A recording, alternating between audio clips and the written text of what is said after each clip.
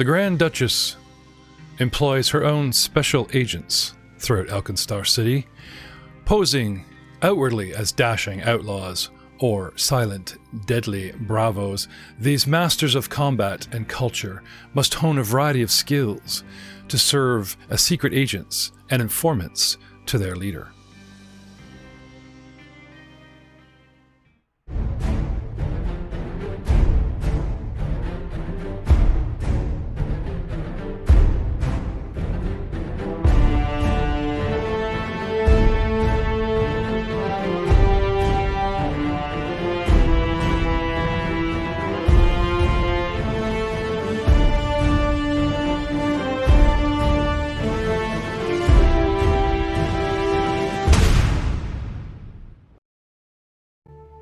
Coming back across the city, it took you guys a couple days and nights to escape, and now that you've hashed out a new mission with Phoebe, you all have 4 days to scout the route to escort Gadaby. But since we talked about leveling, I would like to do a few cutscenes, some montages, and then actually talk to the players after the characters about their feats. But starting with Charwin, the character. How does Charwin go about spending the experience that he's gained? How are you going to spend your evening or afternoon, shall we say? Is there anything you wish to do? Oh, I would like to go back to that nice little garden that those little mushroom people had. I'd like to go water it. The Lishi? Yeah. Okay.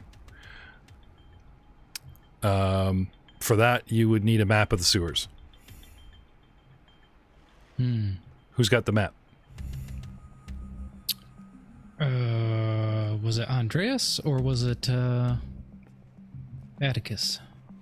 One or the other. They wouldn't let me have it. Well, if you approach either or, I'm sure they let you make a copy now that they've safely used it to get you out. Okay. Yeah. So first shaking down Atticus for the map, and like I said, as an inventor, he's loath to give up anything on paper, so he probably just lets you either memorize it or copy it. So with knowledge in hand or in brain, you actually head back to the sewer exit and make your way, like retrace your steps all the way through the sewers. Yep. Okay. And you make your way back to the Wailing Scrapyard. So the scene comes down at the sewer pipe entrance or exit, depending on your perception. Charwin is a mere 30 feet from where we mercilessly slew those poor Lishi people. Well, they were very territorial. Apparently they had enough of, people tromping through. This would be many hours later. The sun is setting practically. I wouldn't say it's nighttime, but it's definitely getting on in the day. By the time you guys talk to Phoebe and get back here or whatever. What are you going to do? What are you going to use to water the... You going to use spells, or do you actually have a bucket, or what? What's your idea? Well, I've got the cantrip spout.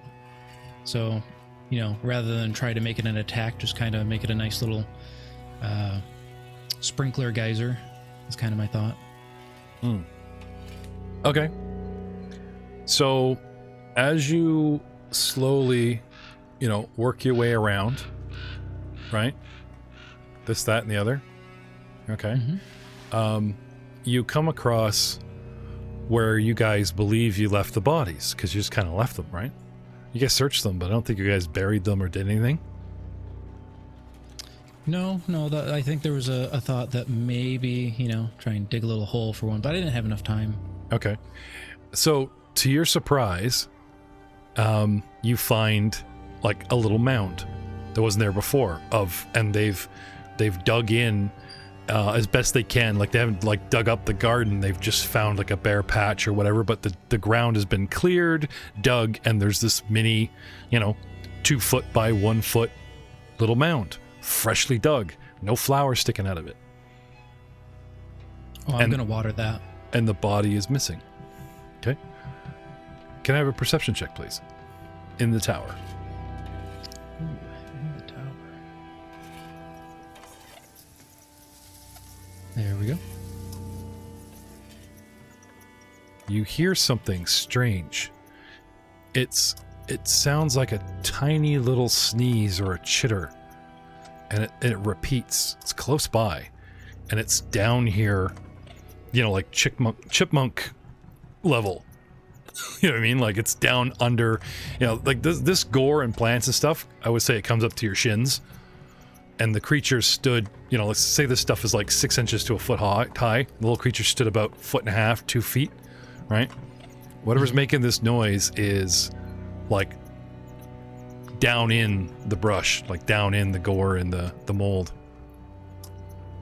Okay. Yeah, I think I'd like to start moving some of the plants around, see if I can find the noise. Okay. No. Okay. You find a very small, barely a foot tall, no bigger than a cat, half the size of the mushroom creatures that you guys fought. Is this diminutive, well, tiny technically in size, creature that looks a lot like them, but a little cuter, not as rough around the edges. Its 4 little spindly, crabby legs coming out of the bottom of its mushroom stalk are smooth and not so jagged. Its little jagged teeth are much smaller. Its eyes a pale blue as opposed to the rusted gold, and the cap is not worn and torn. A child? Nope, it's got acne. A teenager. Oh dear, no. A small... Can I have a nature check? Sure. In the tower? Yep. There we go. Perhaps the offspring, a leashie of these little mushroom creatures, or a neighbor that's come to visit. And it is digging the next grave. Well, it makes this chittering noise. Can I have a perception check, please? Okay, there we go. It seems to be distraught. If a plant could weep, this creature is doing such. If a mushroom could cry, this is what stands before you. A small leashie, tiny in size, digging a grave with its bare hands, or bare little claws. 1 down, 3 to go. Why? What's going on there, little fella? Okay. So absorbed in its work, it sees you and freaks out and just like runs and just tries to hide, but it just goes barreling through the brush. Like you just see the brush move for like 6 feet and then stop. Okay. Maybe I'll start helping dig the grave. Okay. Just, kind of be kind of quiet about it and let him come to me a little bit. Sure. Yeah. So you continue his work? Yeah. Okay. Yeah. 5 minutes, 10 minutes, 20 minutes. Dig a grave. Don't see a body anywhere. Dig another one? Or do you want to start looking around for bodies, or? Let's see. So I only found 1 mound, and I dug 1. Yeah, why don't we just go ahead and start another hole? Okay. Aren't they like right next to each other? Or is he putting them... he wasn't far off. It looks like he was kind of like looking for the next bare patch. What better what better place to bury a plant than somewhere where it might feed the soil? Yeah. Okay. Yeah, I think I'll make the next hole then. Okay. 20 minutes go by. You notice that he's pops out and starts watching you. Possibly not sure if you're just digging holes and desecrating his garden, or what you're up to. Okay. Maybe after I get done digging the holes, I'll kind of sit back a little ways, cross-legged, and just kind of I don't know, almost look like I'm meditating, but keeping my eyes open a little bit, kind of watching. Okay. Time passes. The creature remains hidden, as if possibly waiting for something.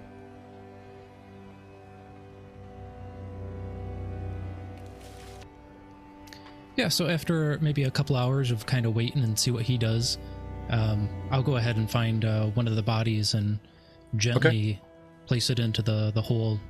Okay. Normally I'd ask for perception, but going back to where, like the other garden where you guys fought them, you easily find them where you guys slew them. Or it's just a matter of, you search around, you take the proverbial 20 minutes, drop in the tower, and voila! 3 more bodies, right? Or 2 more bodies. So you find, dead, rotting little leashes. Cause of death? One is pummeled to hell. Another one is, oh yeah, you remember the fight. I mean, I might remember it. Just like wiping the leashy gore off your spear. Hey, buddy, what's the matter? Why are you so sad? Well, funny you should say. Murder weapon carrier, number 1. No, just kidding. So you find the bodies. What do you do? I'll take them in both hands, kind of take them over to the hole and gently lay them in it. Okay. So I'll do that with both of them. And I'll kind of wait and see if he's going to do anything before I start to cover up the hole. I don't want to cover it up without him kind of maybe getting his last respects in, potentially. Okay. The creature encroaches closer, wide-eyed, not sure what you're about to do. Fast forward to Age of Ashes, where they dug a hole, filled it with coals, and roasted pig in it. So I don't know if you're going to eat people or if you're going to... He gets closer, watching, or it gets closer watching, but does not risk exposure. Okay. I'll start to fill in the holes. Okay. And if he still doesn't come by, I'll move back a little way, kind of on my knees, and I'll start kind of saying like a little prayer thingy. Okay. Do you have a Druidic language in this game? Is it first edition? Is there a Druidic language, or what languages do you speak? Or are you just gonna say the sermon in every language you know? Yeah, so I do have a Druidic language. Okay. I only know that in common. Okay. That's up to you. Do you think these creatures deserve your sacred language? I can't teach it to him, but I can... No, I meant for the sermon. Are these creatures worthy of you speaking in ancient Druidic, saying goodbye, farewell to souls departed? Or, in common, we gathered here today. I'm just curious what level of respect you're churning out here. They were, just nature's creatures that fell into a bad spot. So, yeah, I think they deserve a little bit of Druidic language for the send-off. Okay. So, does anyone here speak Druid? Charwin tells them that they picked the wrong side, and that was something he could not abide, and something like that. And camps the ground, pats them in. After your sermon, standing over the bodies, the little creature very cautiously emerges and looks at you and gestures towards the new graves that you built, and then gestures to the old one, and then stands back expectingly. Okay. I'm going to assume he wants me to do the same thing for the other grave. So I'll walk over to the other grave and say another prayer for that one. Okay. Whether this creature is happy or, you did a good thing, you're not sure, he just continues to do his little chittery weeping. Okay. Then he goes over and tries to collect any water that is pooled on plants or, in any cup kind of thing, nature's cup that you actually provided, and brings it over and tries to water the graves. Okay. And then goes back to looking at you expectantly. So I'll create another a spout spell and try to water the graves some myself without disturbing the soil too much. Okay.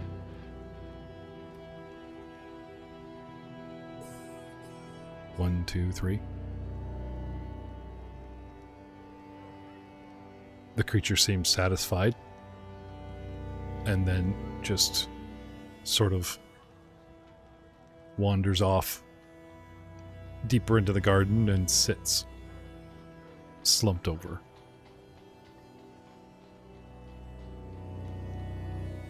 Okay. I'll walk over slowly, keeping a good distance between him and myself so I don't disturb him too much. Okay. Sit down cross-legged.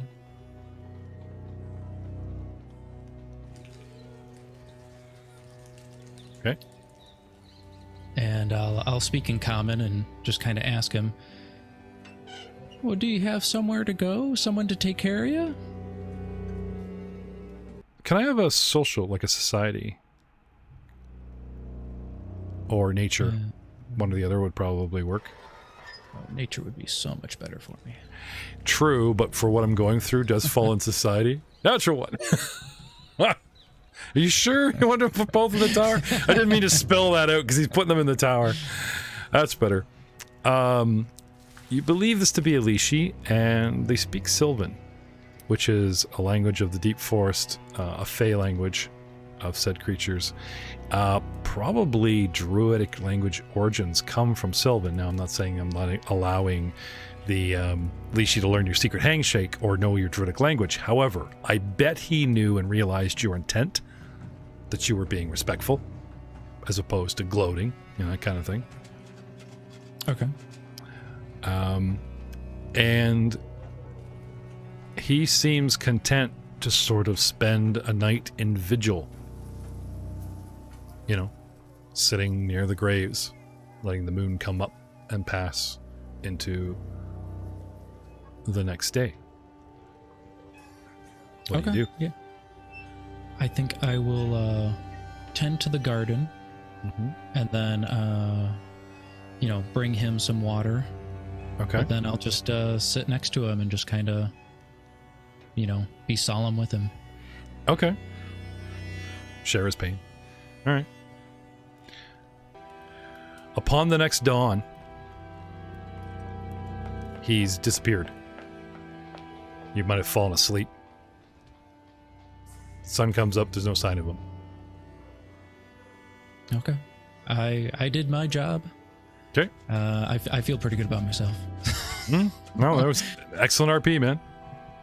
I'll, stand up, crack my back, and start shuffling off towards the sewer tunnel. Okay. Not long into the sewers, but before you exit, can I have some perception, please? Okay. You hear something. Little scritching noises behind you. Okay. I'll maybe slowly hold on to my spear and start to turn around. Okay.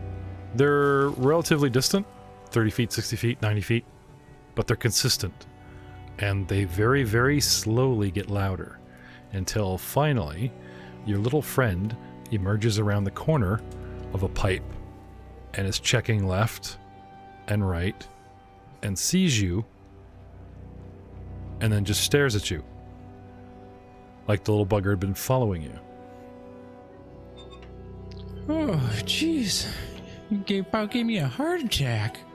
Well, do you want to get some grub? Want to go home with me? And I'll just start walking away slowly and seeing if he starts to follow me. He does.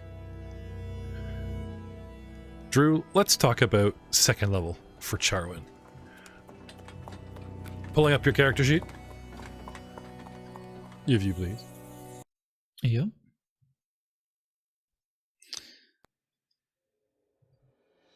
What's changed? Let's start with your saving throws. Sure. So let's see. Fortitude is a +5, Reflex a +5, and Will a +10. Ooh, sweet, because you're caster, eh? Your hit points have gone up to what? I'm now a whopping 28. I think we're a ways from any stat bonuses or whatever, but at second level, some characters get skill feats, some get general feats, some get class feats. What did the magic tracker say that you got here? Let's see. So I got a class. Wait, no.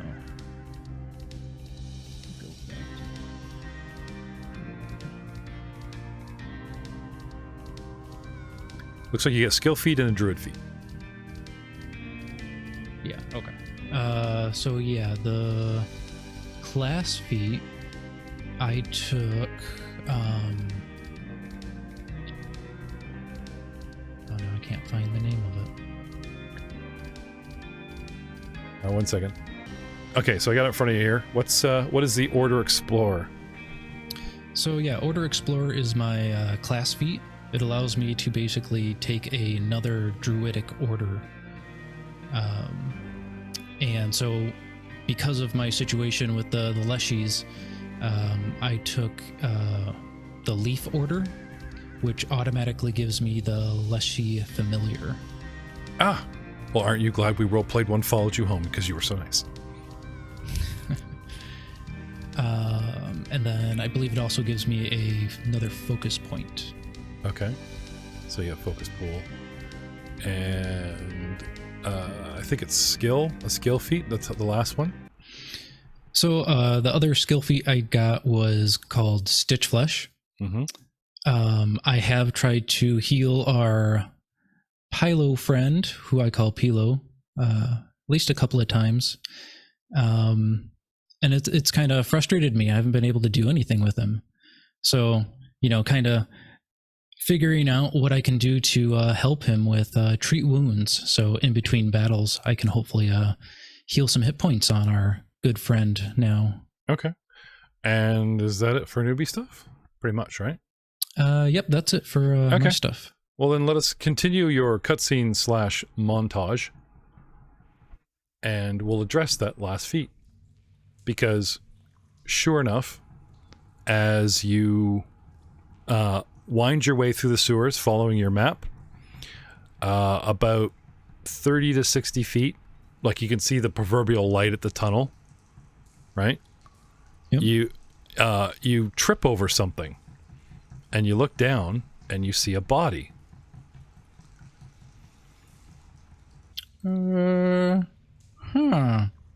What's this guy doing here? And I'll just start taking out my medical tools and starting to, wrap him up and stuff, seeing what I can do with this big guy. Oh, this guy's been here a long time. He's down to the bare bones. Oh, that's fine. I need all the practice I can get. Okay. I'll start wrapping up the bones. Hey, man. What's going on? It worked! I did it! Oh, jeepers. I haven't seen you guys in days. I sat down here for a few minutes and took a little rest, and all of a sudden everyone was gone. Oh, Pilo. Oh, maybe it didn't work. It's only been... Sorry, I probably don't recognize me without my clothes on. There's just in a pile over there. I'll go put them. Hold on a second. I'll go get all my gear back on. Okay, so he goes and dresses himself. That's why I didn't recognize him. But he has no concept of time, perhaps, when he's laying there still, because it's only been like 12 hours, not days. I don't know if you want to fill him in on that, but his concept of time and fashion are completely lost when he lays dormant. which brings us to Pilo. Troy. What's going on, fellas? Yeah. Yes. The party left you to your own devices. They thanked you. They said they had to go talk to their handler and their, quest giver, and they would get back to you. And maybe they got distracted. Maybe they forgot about you. You're not sure. You know where they went. They went to a saloon called the Bullet Barrel, but, you waited for hours, nothing happened, and then you just wandered off to do your own thing. So where would a bored skeleton bard, lost in the city that you've not engaged with in so many years, where would he go? What would he do? Probably the first thing I'd want to do is try to see if I can find a cheap replacement for my my sword that our paladin friend took from me and disappeared with. So I need to get myself another close range weapon. Okay. So probably is there anywhere? I don't even know. Maybe I go talk to some of the goblins that we were dealing with to see if they had anything lying around. Because Sure. I don't Like want to you venture into town alone quite yet. Yeah. You can deal with them. Now, the party did manage to come up with that +1 whip that no one's claimed, and they're all off to get paid. So if you wanted to sort of take something out of the proverbial gear, no one claimed. I don't know if that's your thing or if you can even use it, but whips I can are. give it a shot. What kind of weapon is it there? It's it's a +1 whip, and the whip itself, you saw it being used. Like this gnoll decimated the party with it, according to these guys. You were talking to the goblins, and then when you came back, they claimed that they believe they killed the boss gnoll, and this female gnoll with several eyes and whatever, real pain in the butt, exploding pustules of acid, had this whip, and this thing can disarm, and it's a finesse weapon, and it's a non-lethal weapon, and it's a reach weapon, and it's a trip weapon. You can do a lot with this if you know how to use it. Yeah, I think it's a martial weapon, and I don't know if I have training on martial weapons. I think it is a common martial melee. So does that mean I can use it? I don't have any training in martial weapons here. I don't think.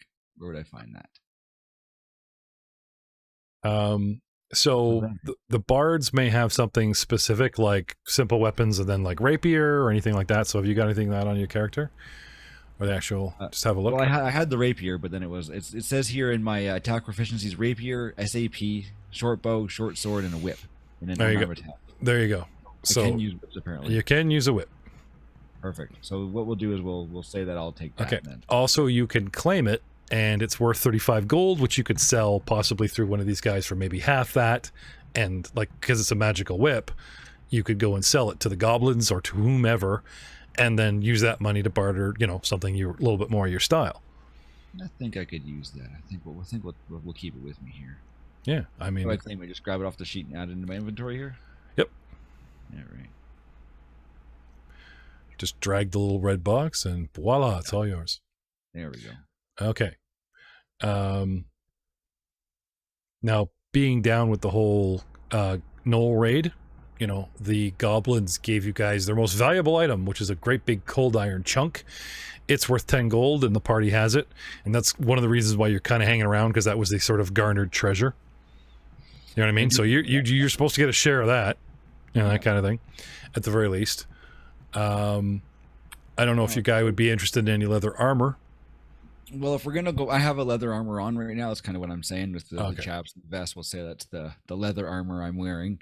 Okay. And we'll say that I take I guess I claimed the whip from the party as we got it. If we can say that, and then maybe I'll spend some of my downtime just kind of walking through the trash heap, just kind of practicing it. Okay. Yeah, setting up some garbage and that's cool. where we go. And you want to talk to the goblins and see if they got any like potions or anything you can use, rather than an actual cutscene that took familiar, got familiar. Some of your choices, I believe, you've based on your experiences with the party. Seems to be, yeah. Okay, so let's talk about the feats that you took. Oh, actually, sorry. Let's start with your actual saving throws. My saving throws. We're looking for where are we here? Reflex saving throw. Yeah, like fortitude, reflex, will. Plus 5 for fortitude, plus 7 reflex, and plus 8 for will. Okay, let's spread out pretty good. And for hit points, you have. I'm at 28. Oh, look at that! Your hit point buddies with Charwin. There we go. And for feats, you got a class and a skill feat. And what did you take for your class feat? For my class feat, I took. I don't remember which one is which. Where is it here? I took for my class feat, I took Inspire Competence, and for my skill feat, I took Charlatan. Okay, so let's talk about those. All right. Inspire Competence is a focus cantrip, and basically it allows me to aid So what is you encouragement inspires your ally to succeed at a task. This counts as having sufficient preparatory action to aid your ally on a skill check of your choice, regardless of the circumstances. When you later use the aid reaction, you can roll performance instead of the normal skill check, and if you roll a failure, you get a success instead. If I am legendary in performance, you automatically critically succeed. The GM might rule that you can't use this ability if the act of encouraging your ally would interfere with the skill check, like a sneak or something like that. So that's your discretion. Yeah, I guess, eh? Yeah. So like you're sneaking and you're like, you gotta be quieter. You know, that +2. No, I don't think. Yeah, okay, that's good. Yeah. And the other one that I took there was a charlatan, because I've learned to mimic the abilities of spellcasters by studying their flourishes and words. When you activate a magic item to generate a spell effect, attempt a deception check. If you succeed against an onlooker's perception DC to that onlooker, it looks like I cast the spell instead. Onlookers who successfully recognize the spell realize you used a magic item, though those who later successfully identify the magic still can't determine where it came from. Oh, okay. It's a fun little trick magic thing. And I mean, a fun little trick. Dude, like magic is crazy here. And if you walk around looking like an undead caster, they're going to think you're like some high wizard of Geb. You know what I mean? This could have some very intimidating positive and negative effects on you and the party if you start pulling this stuff, but that's pretty cool, man. Yeah, just some fun stuff. I was going to take Charming Liar, but I realized that I already had that. It came with my class ability, so okay. Charlatan instead, and the class for my bard is a charlatan background, so it kind of works together with, you know, tricking people and, you know, fooling people. And I think you've been lying since you met us. Let's talk about Charming Liar. What does that do? Oh, Charming Liar, basically, let me just pull up the skill here. And Charming Liar, which I actually already had, your charm allows you to win over those you lie to. When you get a critical success using the lie action, the target's attitude towards you improves by 1 step, as though you succeeded at using diplomacy to make an impression. This only works once per conversation, and if you critically succeed against multiple targets using the same result, you choose one creature's attitude to improve. I must be lying to impass seemingly important information, inflate my status, or ingratiate myself, with which trivial or irrelevant lies can't achieve. So I have to actually lying for a purpose. I can't just be lying about, you know, the sky is purple. Doesn't work. Yeah, I gotcha. Yeah. Cool. All right. So you're wandering around the scrapyard at the goblins' hospitality, checking out your whip. That's right, just kind of whipping stuff around, and then I want to go over to talk to the goblins, because I did find an interesting piece of rag from that drain. Mm-hmm. And I want to show that to them and see if it's something that they recognize, or if there's anything special about it, because it doesn't look like a normal one. It's not as dirty and dusty as everything else we've seen around here. Okay. In exchange for your service, I just drop something in my tower here and see how these guys are any good. They would think these are good for sopping up. But do you remember the little inventor that you guys rescued? Yes. Can't remember the name of her. We rescued her from the Clockwork Dogs. Yeah. Or we rescued her. Yeah. Okay. You're about to give up. And she's talking about the quality of the actual material. Okay. Could actually hold like an alchemical charge, which is basically the goblins' way of, like, from alchemy saying, like, you know, it's masterwork cloth, which means it could be a magical item. So what you're saying here is this costly magical dirty thing I found over in the drain in the dumpster might actually have some helpful use for our party. Yep. Oh, they're gonna be so happy when they come back, man. It's been like 6 days since they've been gone, I think. Now, as soon as she says it's like really high cloth or whatever, you know, like Lord Glass comes over and wants to inspect it again, and she, you know, towel locker whips him, you know, get off me, man, right? And he goes flying. He goes staggering back, holding his chest, like the impact of said cloth snapping is like way greater than it should be. And everyone gasps. And then everyone looks at the cloth And then instead of taking it personally, they're all really, really thrilled, and she's holding it up, and she hands it out to you, and, you know. Take it back, and I hold it up and show it off in front of everybody, and yeah, the mighty, what I have. The mighty These powers Claude. are with me. The mighty Claude. Years later, finally discovering that, you know, even though he wore it as a headband and then headbutts people, there are hand wraps of mighty striking. Sorry, blah. Yeah, words.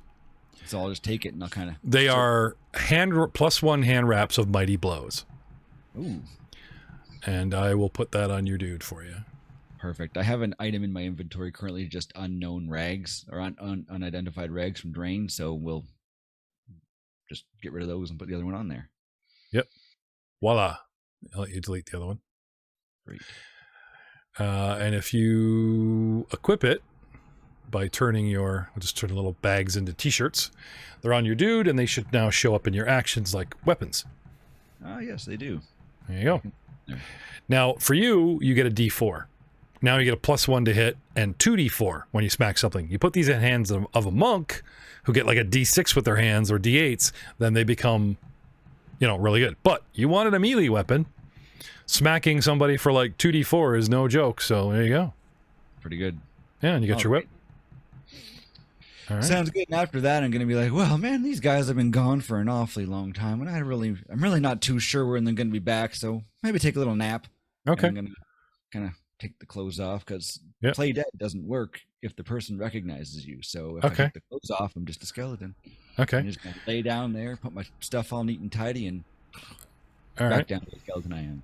Take a little rest. Where do you lay? In the scrapyard, hoping they come back? Wherever Sharwin found me there, kind of where he tripped over me, maybe at the entrance to the yard Okay, there. so this is not nap number 4 where you think days have gone by. This is nap number 1. Okay. Yeah, Because you mentioned days, I'm like, you know, oh, it was a great nap. It's like 10 minutes later. He has no concept of time when he's I in have no concept. concept. I don't know where I'm going.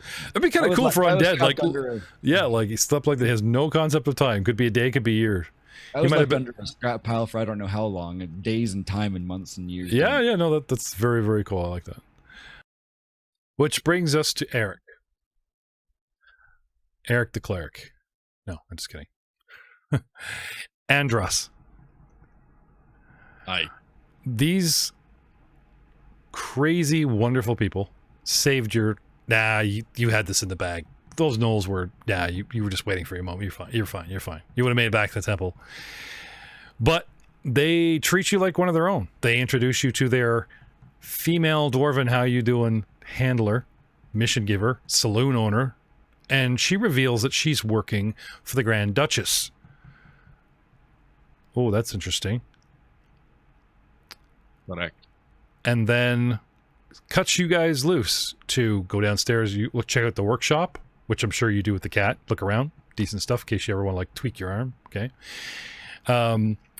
Gives you 4 days and warns you that any more than that, then Muglin and Loveless might make a move on this new mission where you guys are supposed to VIP Gataby. But you have yet to talk about what you took for your level, and we have yet to do any kind of montage or cutscene with you, because I'd like to know what your character would actually do next, set upon the street for the rest of the day. What do you do where you go? I would like to have him travel back to the Temple of Bry. I think it's about time that he reports back in on the progress and on the information that he's found so far. All right. Lucky for you, you get there just in time for evening prayer. The gong that they ring kind of signifies that. And as you show your identification to the guards and the clergy, and they let you into their inner sanctum, more and more, shall we say, ambient noise. That this temple, unlike most temples, a holy quiet place, it is not. There are inventions, there are servos, there are engines, there are like a platitude of things that they've incorporated into walls and pillars to, like, the entire ceiling opens up and lifts like Sky Dome if they want it to, like all these things to your delicate dwarven tremor sensing ear, as it were. Whether you've got foot on stone or foot on metal plating, which this place is full of, the whole place just sings invention and innovation. And as you make your way through the rooms and the halls, the other acolytes bring you to one of the officials. I wouldn't say lower ranking priest. This is definitely someone that has the high priest's ear. So as you're waiting to hear, as a message is sent to the High Clockmother, Atheneth Lanliar. And don't ask me to say that twice. Another wealthy patron, you notice, is lounging in the corner. Standing. He has, he looks almost Kellish with his top-knot ponytail, exquisite short wax mustache and goatee, his mocha-covered skin, his open cavalier shirt, his maroon multi-gold faceted vest, his tight, dark maroon pinstripe pants, and a large, dark purple lined overcoat that he has off one shoulder. And the man literally has his shirt open and a large, shall we say, it looks like the old time key locks, like it's like an upside down tear shape in the center of his chest, and in it he has inserted a key right into this mechanism which is flush with his chest, and he is casually winding it like it is something one does every day. Interesting. Have a change of heart, have you? He finishes winding, ignores you, pulls it out, flips the key once on his finger, and then tucks it into a pocket, shouldering his jacket back on. And he turns to you, and Antonio Starcash addresses you and says, "Let me guess. There was an explosion in Dungan Hold, eh? And instead of them leaving you to your demise, you are exiled here to the temple where the goddess Bree and the innovators took pity on you, eh?" Not quite, but I see where you're going. Keep on. I am just joshing you, my friend. I too, as you can plainly see, have been, as they say, saved by clockwork. Yes, so what brings you here? Oh, you might say I'm a bit of an inventor myself. A patron of this place. The goddess has done so much for me. He says again, motioning to his chest as he starts literally doing up buttons and covering it up. The least I could do is perhaps finance some of the more interesting projects. Ah, you're here to sponsor church projects, are you? Well, not just this. I am genius, entrepreneur, playboy, and he taps his chest and you swear there's like a light kind of glowing behind his eyes. And that's just for starters. Anyway, suddenly, a robed figure appears, one of the mid-level priests, and you believe it is for you. They come out, patiently waiting for the two gentlemen to just finish their conversation, and he says, "Ah, this is for me." And he steps right in front of you and just puts his hand on the shoulder of the priest and guides him to the door, which closes behind them, and you are left to wait again.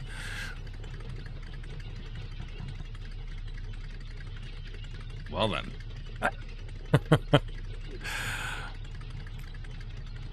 Sometime. Sorry? He's not even of the church. Yeah, exactly. Why is he getting the VIP treatment? Money talks, I guess. Oh. So, quite some time later, a lesser priest comes out and hands you a document. Tells you not to open it here, to read it in the strict of privacy. And you notice the High Clockmother's personal seal is on the scroll case. Very well then. Thank you kindly. But before they give it to you, this spindly, withery man of a priest says, I wonder what the Clockmother would favor an outsider such as yourself as opposed to one of her own. You're not inventor, you are not innovator, you are adopted like a puppy. Why would she favor you with such a treasured document? I'm not going to grace you with an answer. You'll have to ask her yourself.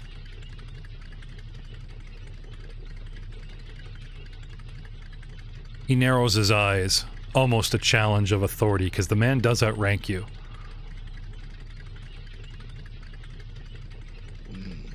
What do you do? No, I'll stick to my guns and I'll just tighten my hold on the scroll and return his glare. Okay. That doesn't sound like diplomacy. Intimidation? Okay. Long moments pass, and the temple's humming and singing of machinery fills the gap. What'd you get? So rolled an 11 for a total of 15. He finally lets go and sniffs in disgust. It doesn't matter. Whatever she has to say to you, and it's probably some sort of degradation or demotion, I'm sure. At least the High Clock Mother is kind enough not to demote you or scold you in public, eh? And he turns on his heel and disappears behind another door. Yeah. Everyone's so nice here. At which point I will tuck the scroll in the inside of my my jacket and turn heel and leave. Okay. Going to head back towards the bar to go specifically look and speak with Atticus with regards to the letter. Okay. Returning to Atticus and his own workshop. And you're just gonna show the cat a sacred church note? No, sorry, my apologies. What I meant was I want to speak to Atticus about Antonio to see if Atticus knows of Antonio. Oh, okay. Okay. Yes. All right. Yes. Two separate thoughts. I combined them, but it was two separate thoughts. Okay. Whilst on your way pondering the contents of said letter, let's talk about the actual feats and advances that your character has made upon second level. Look at that. 2 encounters and you level. Isn't that great? So like all 13 then. Yes. Amazing. I thought I'd focus more on the martial side of the War Priest, so I used my second level class feat to pick a dedication feat for the fighter. Whoa, you're a War Priest. Oh, you're a cleric. Traitor. This guy's an imposter. Maybe we should talk about you from the ground up. Let's start with your new saving throws. Okay. So saving throws are now Fortitude 7, Reflex 6, Willpower 8. Oh, wow. Yeah. You're up front. I'm sure there was a silent vote that was just taken. Look at their faces. Piece of shit who are saving throws. You're up front, buddy. Okay, what else you got? Hit points. Join the 28 club for hit points. Ah, look at that. And we all had a con of 10. No, I don't know what your constitution is. Cool. And so let's talk about the class itself. So you took a subclass of cleric war priest, or is this is this a feat first level class? What does it do for you? So at first level cleric, you can either pick the war priest path, doctrine, or the cloistered cleric doctrine. I ended up picking the war priest, which is more military, favors weapons over spells. Oh, right. Sorry, the 3 choices. I forgot about that. You know, I only really think about that when we do paladins, and we're like, okay, are you the lawful good paladin? Are you the redeemer? Are you the revoker? Are you Spider-Man? Like, you know, those 3, and then the other classes I completely forgot. Sorry. I mean, forget to mention. I'm always watching, always reading in my multitude of spare time of 4 shows. All right, cool. So let's get into it. Let's build you from the ground up. What did you take? Anything notably interesting? I mean, dwarf has to have his secrets, right? Yes. So because I was focusing on the martials aspect, I picked Unburdened Iron as an ancestry feat, meaning that I'm not bothered by wearing armor, being a dwarf. Also picked Shield Block, only because I can use my shield more effectively. Then being a fighter gave me an extra skill in either athletics or acrobatics, which I have both. So I ended up spending it on medicine. Similar to Charwin, to be able to treat wounds as needed. And lastly, I ended up picking a skill feat of Titan Wrestler. The intent for the character will be to kind of cause force movement or trip. So I want to be able to do that across all size categories. So with the Titan Wrestler, it allows me to do that with creatures two sizes larger than myself. Pardon me. Yes, we are familiar. I've got 2 monks in 2 different games that's the first thing they grabbed. One got a free for a background, the other one's been a pain in my ass. Picked up a dinosaur the other day. Well, not a real dinosaur, but you get the idea. Let's talk about some of the other features of that's been spammed into the game chat here. I see one, dubious knowledge. That's got to be one of my favorite ones. Yeah, so in essence, if I fail a recall knowledge check, I still get information, half of which is accurate, half of which is false. But not critically fail, just regular fail. Just a regular fail, correct. Yeah. We were doing that with our orc champion a little while back. It's so much fun. Unburdened Iron. That's the one where, as a dwarf, I don't suffer from movement penalty wearing armor. Mm-hmm. And Deadly Simplicity. The weapon that I have, the favored weapon of my cleric, is a simple weapon. So I have the ability to increase the damage class by 1 die size. So it goes from a D6 damage to a D8 damage. And these are your little hammers. Yes, my light throwing hammers, which now do the damage of a warhammer. That's so cool, dude. Yeah. Yeah. All right. Well, one last thing for the audience only. So I'm going to say good night to Drew and good night to Troy and thank them very much for coming. Before we get into Atticus and Gauze, let's talk about that document. Eric? Very well. Yes. Finding some relative privacy somewhere, you open it up? Yeah, we'll probably go to, I don't know, the roof on top of the bar or something like that, where I know okay. I won't. I have a view of people coming and slowly open the scroll case. Okay. A certain sequence of twist turns and entering your birthday and password is password and that type of thing gets you inside the scroll case of Bree. No, touching your holy symbol and manipulating it in a certain way acts as a key. Okay. Inside, the document is printed on a very, very flammable paper. And you have, as you pull it out, there's like a little cord. And if you, like a cracker, like a Christmas cracker, you know what I mean? If you pull it all the way, it will ignite. So, its intention is to pull it out, read it, and then pull it apart, and it will, you pop it back in, and you have sort of like a trash fire. You know what I mean? You pull it out, and inside's already burning, and then when you pop it back in there, you just cap it, and you got yourself a little trash fire, and Mission Impossible, good to go. Okay. And I've seen these before. Yes. Okay. And they come straight from the High Clock Mother. That's fair. They are penned by her or one of her aides. You know what I mean? Like, she could dictate to somebody, but like this kind of knowledge is like, goes all the way up the ranks. Now, when you returned to say what you were doing, how you were captured, and you're going to return again just to do some basic training, hence all the feats you just talked about, leading into the War Priest division, right? Mm-hmm. This is how you'll spend the next 24 to 48 hours. It is your choice whether to take them up on their offer. Did you say to Phoebe that you would work, or did you say you'd think about it? No, I did. I told her I would work. I have a vested interest in finding out what's going on with this pyrite. Okay.